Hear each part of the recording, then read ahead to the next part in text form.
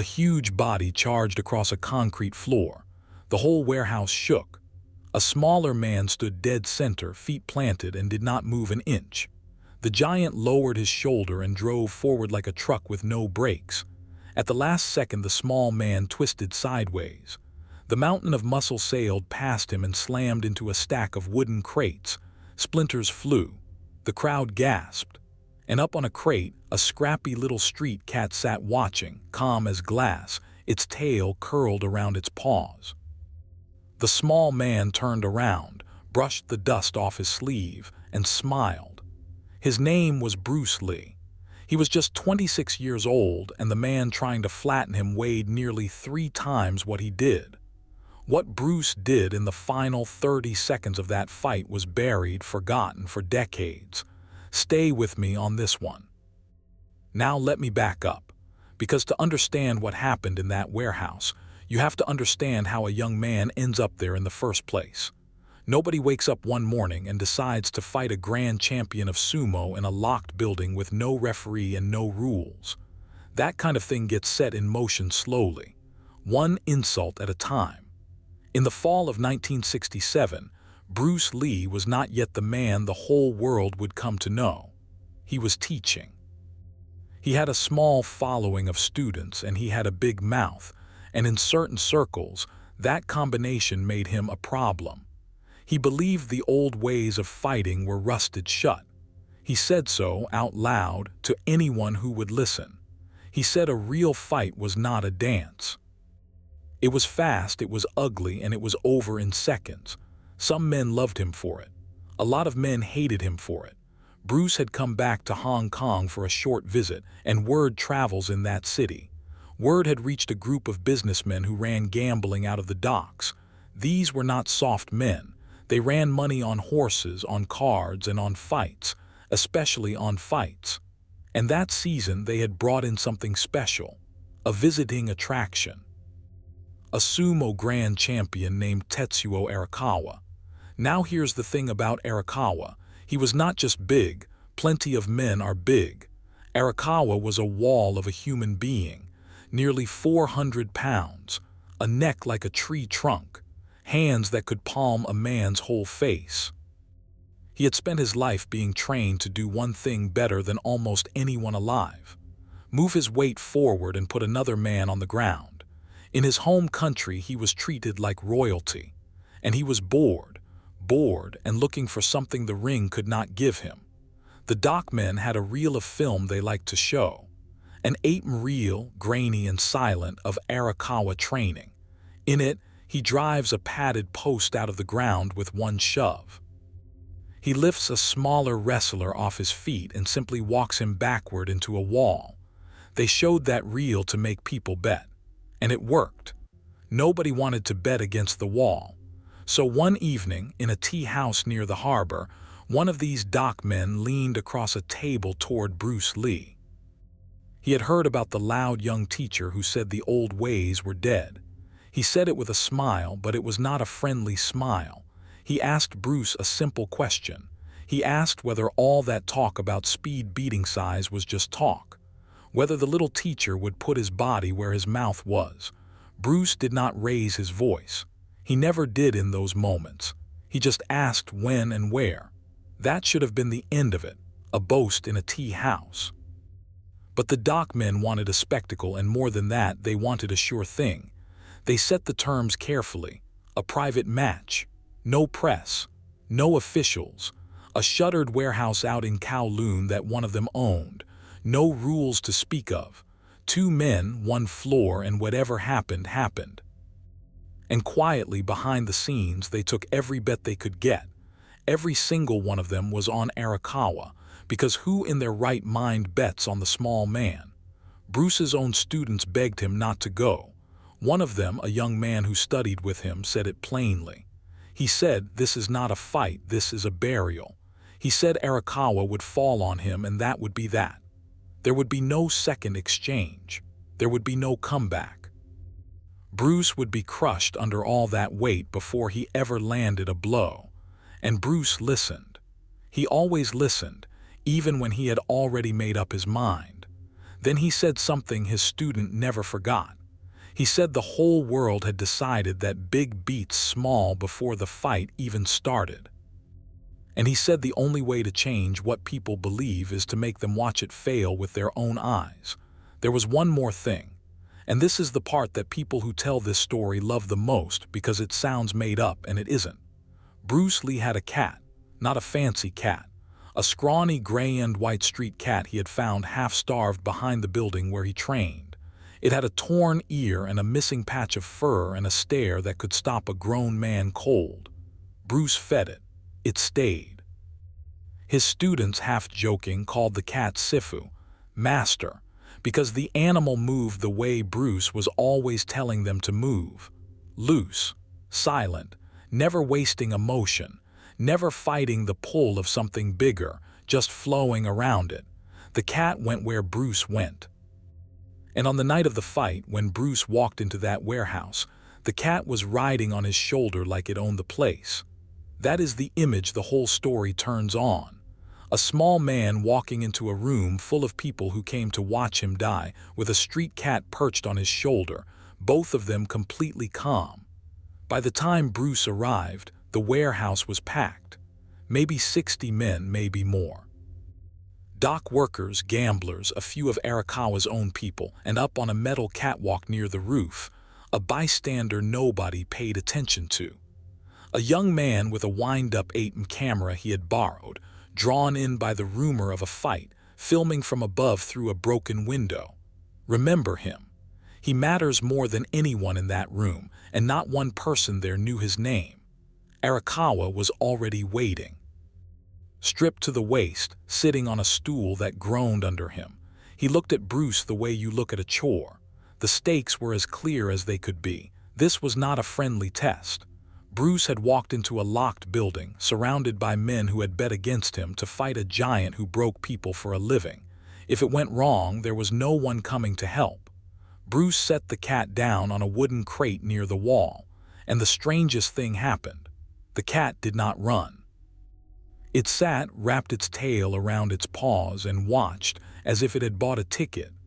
Bruce stepped to the center of the floor and rolled his shoulders once. Somebody laughed. And then the laughing stopped because Arakawa stood up. When Arakawa rose off that stool, the mood in the room changed in an instant. Standing, he was a different kind of thing entirely. He filled the space. Bruce did not even come up to the man's shoulder. Side by side, it did not look like a fight. It looked like a mistake, like somebody had put a child in the ring with a bull. There was no bell. One of the dockmen just clapped his hands twice and stepped back against the wall, and Arakawa came. I want you to understand how fast a man that size can move when he wants to, because everybody gets this wrong. They picture something slow. It is not slow. Arakawa crossed that floor like a wave coming in. The concrete shook under his feet. He came in low, arms wide, meaning to wrap Bruce up and smother him and take him straight down to the ground where all that weight would end it. Bruce did not run. That was the first surprise. He stood there until the very last piece of a second, until the giant was almost on top of him, and then he was simply not where he had been. A half step, a turn of the hips. Arakawa's arms closed on empty air, and his own speed carried him 3-4 steps past the spot before he could stop. Bruce had already turned to face him again. The crowd made a sound, not a cheer, a kind of confused grunt, the sound men make when something they were sure about turns out to be wrong. Arakawa turned and came again, same thing. That terrible charge, the floor shaking, and at the last instant Bruce slid off the line of it like water going around a stone. This time, as the giant thundered past, Bruce's palm slapped him across the side of the head. Not hard enough to hurt a man like that. Just hard enough to say, I could have. It was an insult, and everyone in the room understood it as one. Now Arakawa was angry, and here is where a lesser fighter, a smaller man with a big head, would have made his mistake. He would have gotten cocky.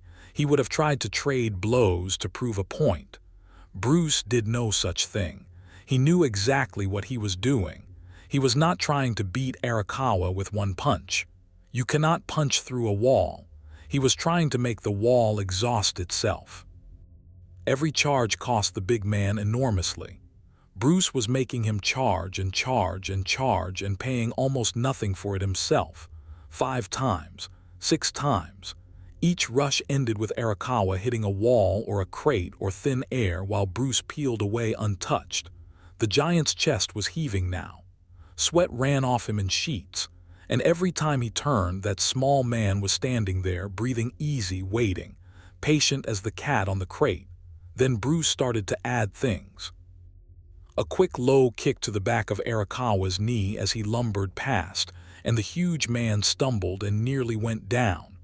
A snapping kick to the thigh that landed with a crack you could hear in the back of the room. Little cuts. Death by 1,000 of them. The crowd had gone quiet. Some of these men had money on this. And for the first time, they were watching their sure thing come apart in front of them. Arakawa stopped charging. He stood in the center of the floor, hands on his knees, dragging in air. And Bruce, being Bruce, did not rush in for a finish. He stepped back. He gave the man room. He even lowered his hands a little, waiting for the giant to recover, because in his mind this was a test of ideas, not a mugging. He wanted Arakawa at his best so that beating him would mean something.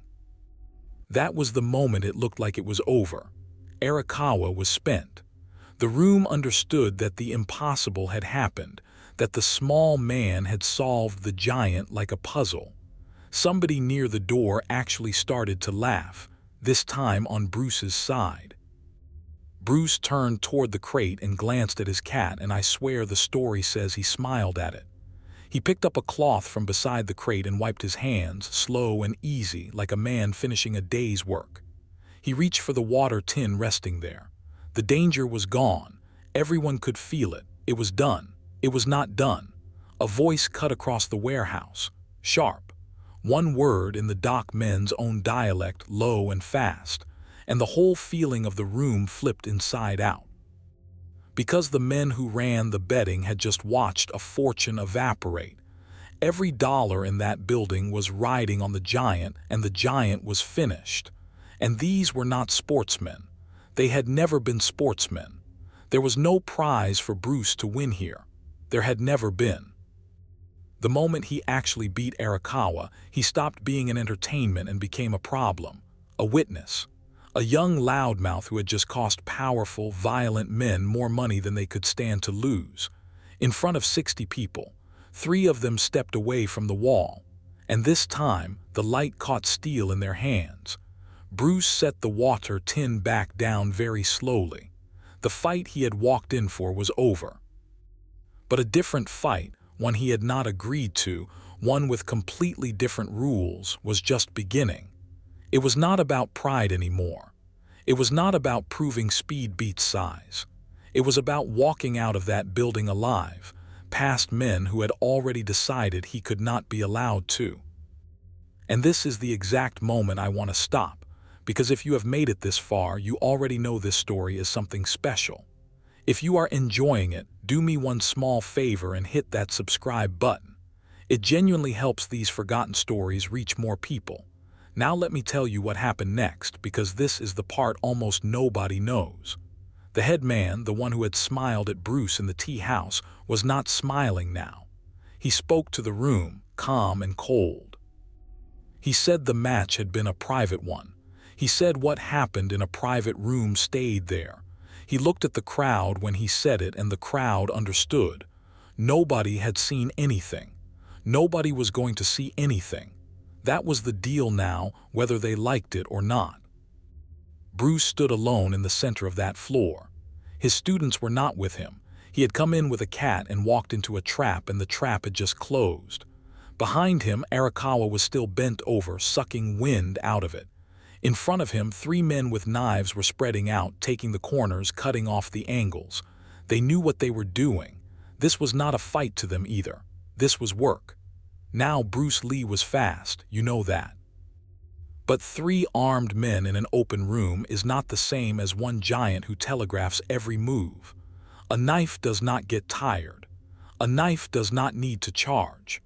One mistake, One slip and it would be over, and there would be 60 men in that room swearing under oath they had seen nothing at all. Bruce did the only thing that made sense. He moved toward the wall so they could only come at him from the front. He got his back to the stacked crates near where the cat sat and he waited, same as before. Let them come to him, make them commit. The first man lunged. Bruce read it early. He caught the knife arm, turned it past his body the same way he had turned Arakawa, and drove the man face first into a crate. Wood cracked. The knife skittered across the floor and spun into the dark. One down, stunned, not out. But the second man was already there, and this time Bruce had to take a cut. The blade opened a line across his forearm. Thin, shallow, but blood came fast. The crowd saw it. The mood shifted again, and not in Bruce's favor. Men who fear a fighter start to think differently when they see him bleed. Here is where the cat comes back into it, and I know how this sounds, but the 8mm reel shows it, and grown men have argued about this footage for 50 years. As the second man closed in on Bruce's bleeding side, the cat came off the crate. It did not run away. It launched itself straight at the man's face, a spitting, clawing gray blur out of nowhere. The man screamed and threw his hands up, and for one full second he was blind and flailing. 1 second was all Bruce needed. He stepped inside, took the arm, snapped his elbow into the man's jaw and put him on the ground. The cat hit the floor, rolled, and was gone into the shadows between the crates. 2 down. The third man stopped. Just stopped a few feet away, knife out, not sure anymore. And in that pause the whole room seemed to hold its breath. Bruce stood there bleeding from the arm, chest rising and falling, and looked at him. Did not charge, did not run, just looked. And you could see the third man doing the math and not liking the answer. But the man behind all of it, the head of the dock crew, was not going to let it end there. He barked another order, and now more of them peeled off the walls. Not 3. 6, 7 men, some with knives, some with lengths of pipe, some with just their fists. The whole room was tipping toward Bruce. This was the moment it should have ended for him. One man, hurt, cornered, against a small army in a locked building where nobody would ever admit he had been. And then a floorboard groaned behind Bruce. A big one, because Tetsuo Arakawa had gotten his breath back, and Tetsuo Arakawa had stood up. Everybody in that warehouse turned to look at the giant, and nobody knew what he was going to do. Neither did Bruce. For all he knew, Arakawa was about to finish what the knives had started. The giant had every reason to be furious. He had been made a fool of in front of a crowd, worn down and outthought by a man half his size. If he stepped in against Bruce now, that was the end of it. Arakawa walked forward, slow, heavy. The crowd parted for him without being told. He stopped right beside Bruce Lee, so the two of them stood shoulder to hip in the middle of the floor.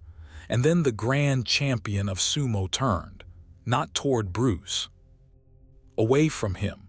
He turned to face the dock men and their knives and their pipes, and he put himself squarely between them and the young man they had come to kill. The room went dead silent. You have to understand what Arakawa was in that moment. He was a man who had given his whole life to a thing with rules, to honor, to the idea that a fight is a test between 2 men and nothing more. He had lost, and losing had cost him nothing that mattered, because it had been an honest loss to a better man that night. But what these dock men were doing, ganging up with steel on someone who had beaten one of them fair, that was not a fight. That was murder dressed up as business. And Arakawa would not stand in the same room and let it wear his name. He said something. The reel is silent, so we do not have his words, but every account that survives agrees on the gist of it. He told them that the young man had beaten him honestly, and that anyone who wanted to touch him would have to come through the champion first. And he spread his arms, all 400 pounds of him, and made himself into a wall one more time. Only this time the wall was on Bruce's side. Now think about the dock men's position. They were violent, yes. They were greedy, yes. But they were not stupid. In front of them stood a bleeding young fighter who had already dropped two of their best men, and beside him a national hero of another country, a grand champion whose name meant something even to them, planted between their knives and their target. If they cut Bruce down now, they would have to go through Arakawa to do it. And even if they managed that, 60 witnesses who had watched a foreign champion die on a warehouse floor was not a secret anyone could keep. That was not a bad night at the docks. That was the kind of thing that brings the whole world down on your head. The head man looked at the giant for a long moment. Then he looked at Bruce. And slowly, one by one, he waved his men back. The knives went down. The pipes lowered. The corners opened up. Nobody said sorry. Nobody said anything. But the trap had come apart and everyone knew it. Bruce Lee did not gloat. He did not say a word to the men who had just tried to kill him. He walked to the crate and he crouched down and he made a soft sound with his mouth, and out of the shadows came that torn-eared street cat. It climbed up his arm, past the fresh cut, and settled onto his shoulder like nothing at all had happened. Then Bruce turned to Arakawa. The two of them stood there, the smallest and the largest men in the room, and they looked at each other. And Bruce bowed. A real bow, low and slow, the kind you give someone who has earned it. And Arakawa, the grand champion who had come to Hong Kong to break a loudmouth in half, bowed back. Lower. That is the last thing on the reel. A small man with a cat on his shoulder and a giant bowing to each other in an empty warehouse, while 60 men who came to watch a killing stood around them not knowing what to do with their hands. Then the film runs out, and the picture jumps, and there is nothing more. Bruce walked out of that building on his own 2 feet, bleeding from the arm, cat on his shoulder, past every single man who had bet against him. Not one of them stopped him. And the story could have ended there, and it would have been a good one. But there is a reason you have never heard it. There is a reason it stayed buried for so long. And that is the part I still need to tell you. Bruce Lee almost never spoke about that night. A few of his students knew pieces of it. He would mention it now and then, the giant and the cat, but he told it like a lesson, not a legend. He used it to teach. He would say, you saw what happened when the big man met force with force against himself. He wore himself out. He would say the cat did not think about being small. It simply did what it could do all the way with everything it had. Those were the parts that mattered to Bruce. Not the knives, not the danger, the idea. Arakawa went home. He never fought Bruce again, and by every account, he never wanted to. In his own country, he told a version of the story to a few close friends, about a young Chinese teacher who moved like water and could not be caught, and about a warehouse full of men who tried to turn a fight into a murder, and how he would not allow his name to be part of it. He said the young man had the best spirit he ever faced. He said losing to him was the proudest loss of his life. And then, like Bruce, he mostly kept quiet, because neither of them had any use for making a spectacle of it. The men at the docks, of course, said nothing at all. It was not a story that made them look good. They had lost their money and their nerve, beaten by a young teacher and shamed by a foreign champion in front of a room full of their own people. So they buried it too. And with the 2 fighters quiet and the crowd afraid to talk, the whole thing slipped out of the world and became a rumor, just barroom talk. Just a story too wild to be true. Bruce beat a sumo champion in a locked warehouse, and a cat helped. Come on. Nobody believed it, except it happened. And there was a witness nobody had counted on. That young man up on the catwalk with the borrowed 8mm camera, the one nobody in that room ever noticed, had filmed the whole thing through a broken window. He kept the reel. He was scared to show it, given who was involved. So he put it in a tin and put the tin in a drawer and got on with his life. Years went by. Bruce Lee became the most famous martial artist who ever lived, and then, far too young, he was gone. And the man with the reel grew old, and the tin stayed in the drawer, and the film sat in the dark, slowly forgetting itself. It was only decades later, after that man had passed, that his family found the tin while clearing out his things. They did not know what it was. Just old home movies, they thought. It sat in a box for a while longer, and then someone finally threaded it through a projector to see what was on it. And a small man walked into a warehouse with a cat on his shoulder, and a giant charged, and the whole impossible night played out again on a bedsheet nailed to a wall. The footage is rough. The light is bad. It is silent and it jumps, and half of it is shot at a bad angle through dirty glass. But it is there. The charges, the slips, the cat coming off the crate at exactly the moment the story always said it did. The knives. The giant standing up and turning the wrong way toward the men who thought he was theirs, and becoming a wall for the man who had beaten him. And at the end, the bow. The two of them bowing to each other while the crowd just stands there. For 50 years, people said that real was lost if it had ever existed at all.